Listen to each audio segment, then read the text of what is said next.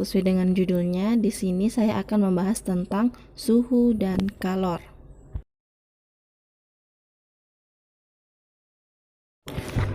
Di kehidupan kita sehari-hari, tentu tidak asing dengan namanya es batu dan kopi hangat atau panas. Es batu cenderung dengan kata dingin, dan kopi cenderung dengan kata hangat ataupun panas. Nah, dingin atau hangat ataupun panas suatu benda dapat dikatakan sebuah suhu. Jadi dapat diartikan bahwa suhu adalah ukuran derajat panas dingin suatu benda. Jika dilihat dari gambar, maka es batu lebih kecil suhunya dibandingkan dengan kopi yang tinggi suhunya. Karena es batu cenderung dengan kata dingin dan kopi cenderung dengan kata hangat ataupun panas. Ternyata suhu dapat berubah-ubah juga. Misalnya contoh yang tadi itu, kopi hangat atau panas menjadi dingin. Contoh yang lainnya adalah air yang diletakkan di atas kompor atau api. Nah, timbul pertanyaan, apa yang menyebabkan air itu panas? Jawabannya, air itu panas dikarenakan adanya perubahan energi. Energi ini membuat suhunya meningkat menjadi panas. Nah, energi yang dimaksud adalah energi kalor.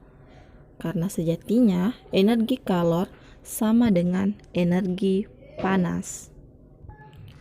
Alat untuk mengukur suhu dinamakan termometer.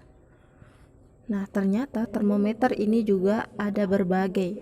Ada Celsius, ada Fahrenheit, ada Kelvin, dan ada Reaumur, yang masing-masing memiliki skala, yakni adanya titik didih dan titik beku. Ternyata berbagai jenis termometer ini dapat dihubungkan satu sama lain dengan cara konversi suhu dengan menggunakan rumus Tx dikurang Xb dibagi Xa dikurang Xb sama dengan Ty dikurang Yb dibagi Ya dikurang Yb, sehingga diperoleh konversi suhu yang kita inginkan sesuai dengan tabel yang saya tampilkan di depan layar ini, sehingga teman-teman dapat melihatnya hubungan satu sama yang lain antara termometer tersebut.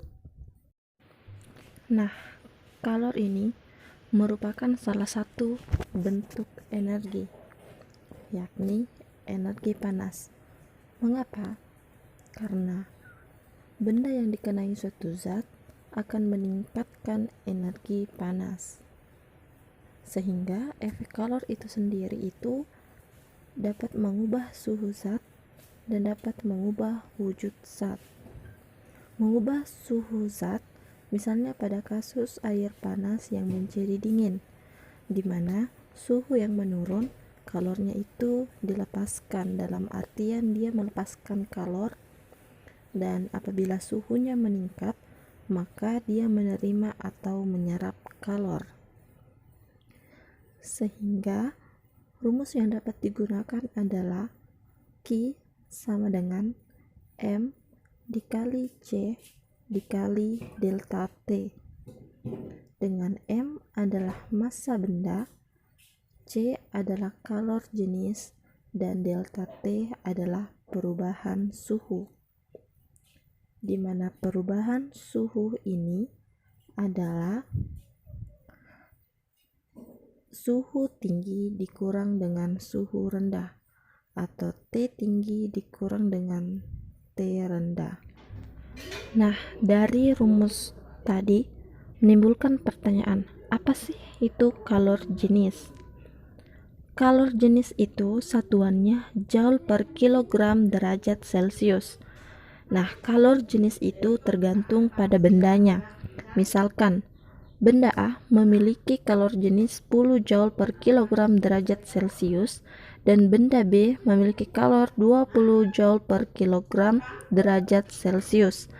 Nah, berarti benda A membutuhkan 10 Joule kalor agar massa 1 gram dapat meningkatkan suhu sebanyak 1 derajat Celcius, dan benda B membutuhkan 20 Joule kalor agar pada massa 1 kg meningkatkan suhu 1 derajat Celcius.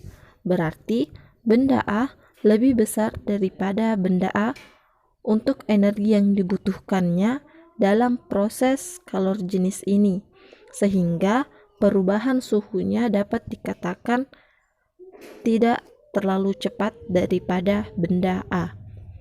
Sehingga dapat disimpulkan bahwa kalor jenis adalah banyaknya kalor yang dibutuhkan oleh zat agar massa 1 kg tersebut bisa meningkatkan suhunya sebesar 1 derajat Celcius.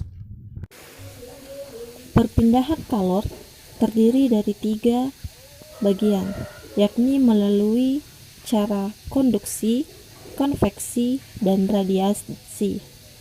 Konduksi adalah perpindahan tanpa adanya melalui perantara partikel-partikel zat tersebut dalam proses perpindahan panas.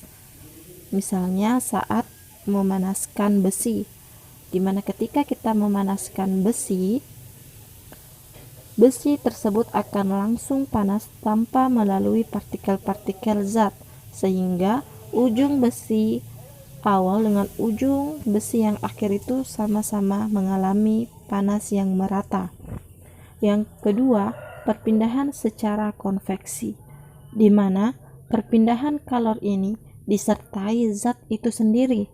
Misalnya kita mendidihkan air panas tadi. Nah, adanya pertukaran zat di sana, yang dingin menjadi panas dan panas menjadi dingin itu, sehingga konveksi ini disertai dengan zatnya. Dan perpindahan yang terakhir adalah radiasi. Radiasi adalah perpindahan kalor tanpa zat perantara.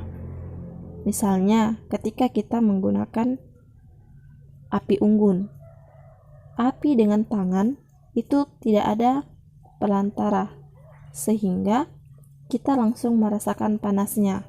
Atau contoh yang lain adalah matahari yang bersinar, sehingga panas matahari itu dirasakan ke bumi tanpa adanya perantara.